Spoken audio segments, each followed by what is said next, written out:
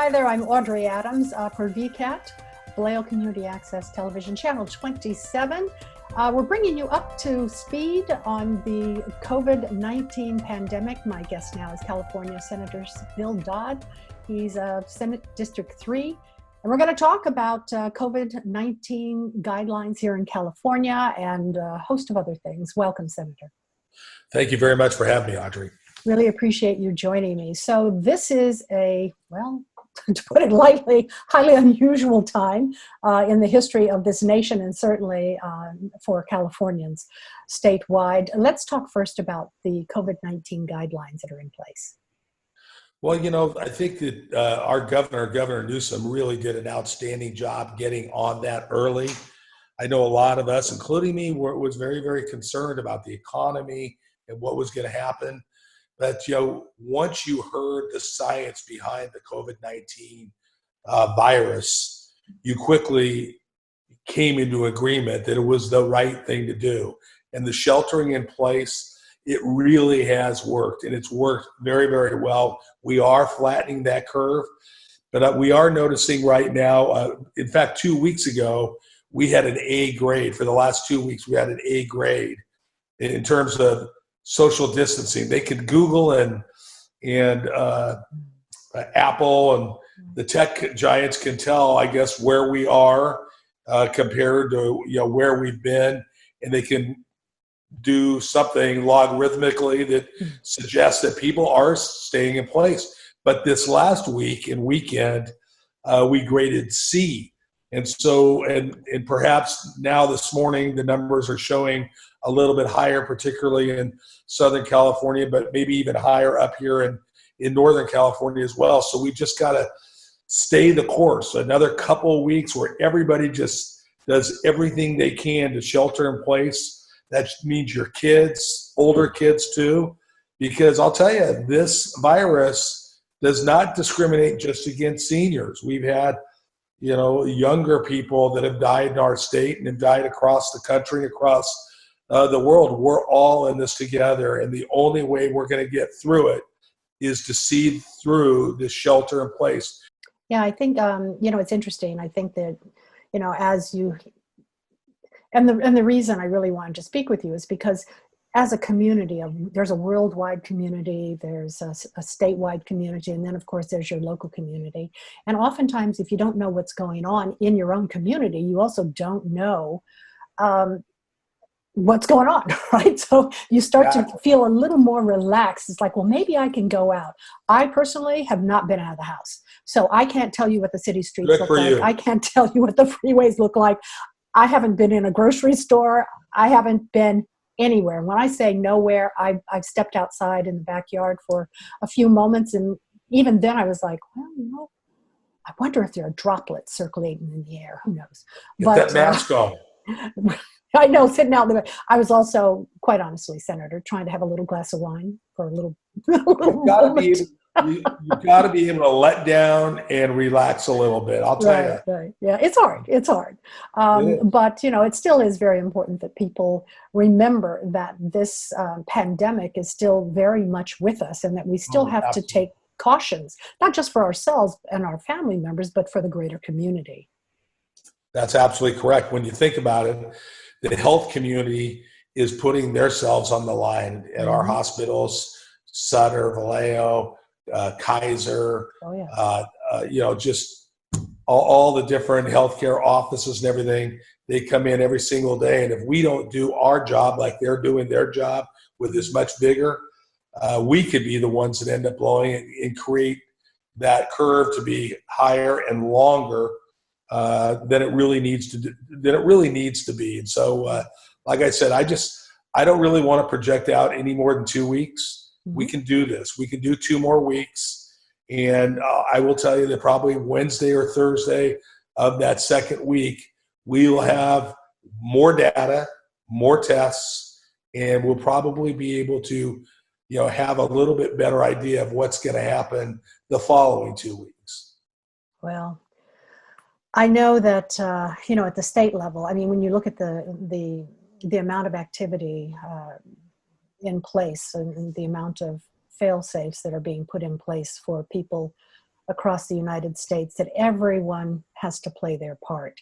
So at the state level and the local level, what can people look forward to in terms of, well, can we talk a little bit about that financial assistance that has been made available in some of the unemployment insurance opportunities as well? That's right. I'm glad you brought that up, because my staff, as well as Congressman Thompson's staff and Assemblymember Grayson's staff, we're all in the same office in Vallejo, and it's kind of a one-stop shop. We're all working, some working from home. Tom Barty from my staff is in the Vallejo office every single day, and we're answering the phone. So if people are stymied, not able to get through, we've been able to help a lot of people. So don't hesitate to call us and let us know if you're having a problem, what that problem is, and let us help you through that. I think it's really important.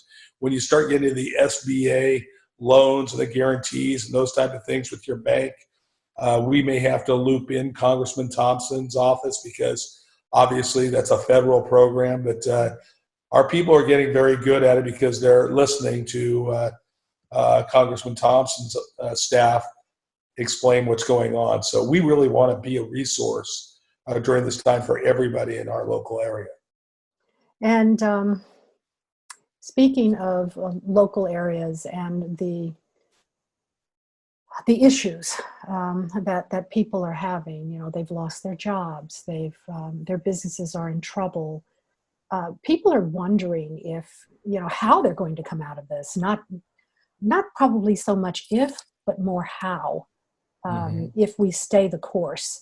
And so I'd love a word of encouragement, please, because, you know, I think that people think that, yes, it's possible, but they need that positive voice from leadership that says, yeah, we're all in this together. We all are in this together. And I'll tell you, that's something that I know that our entire office, from the federal level to the state level, working with the local officials in Solano County and the city of Vallejo, we're going to do everything we can to reduce regulations that just don't make sense as we come, you know, back in the legislature. We've already been talking about our bill packages, and if they don't help individuals or businesses move forward, they're probably not going to move this year. That is our priority through and through. Now, we do have a budget surplus in the state, so there may be some programs that we can enact as far as businesses are concerned. Certainly, we're working with the federal government and making sure that more people right now are getting more money for, you know, when they have the unemployment claims.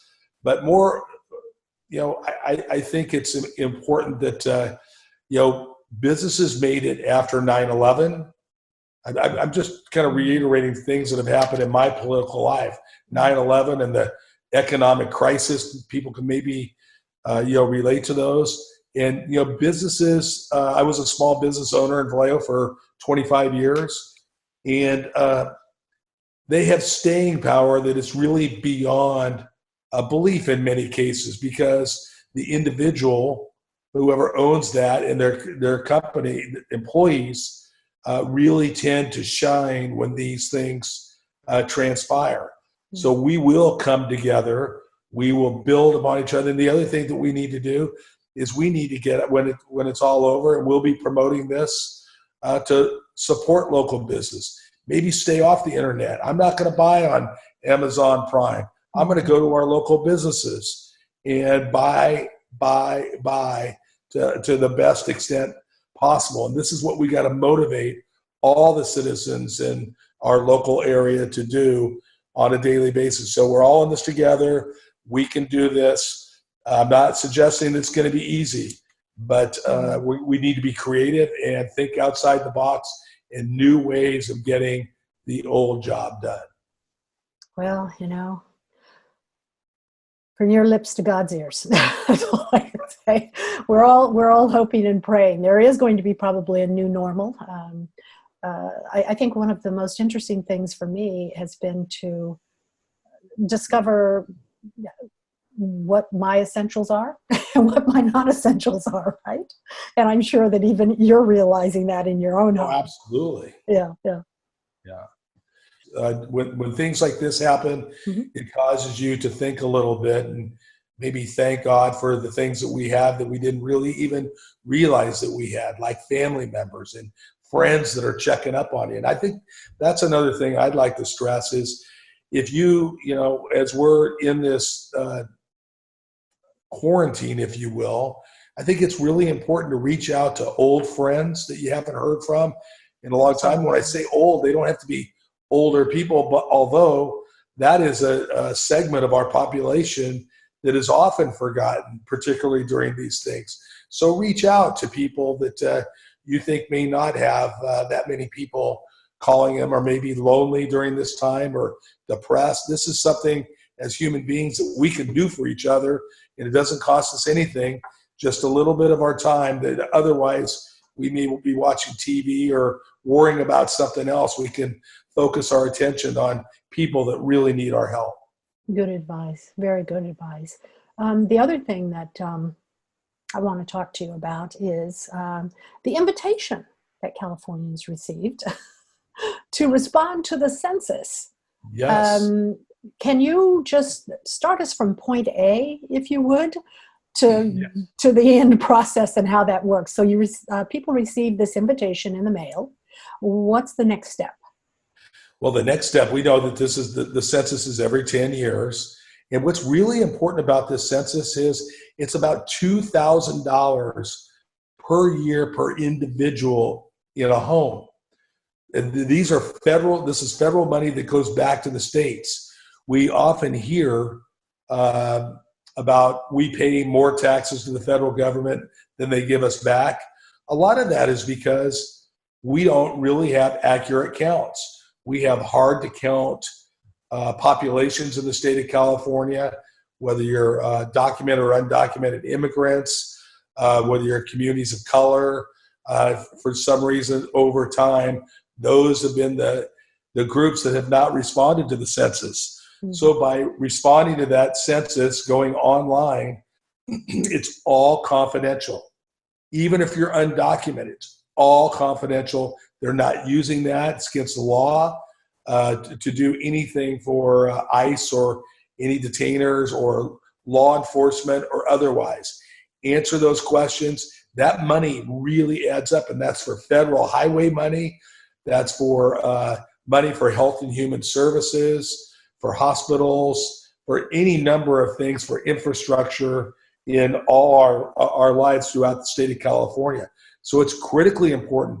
Only 50% of our individuals in the state of California so far since the first, when I think it came out the 1st of March.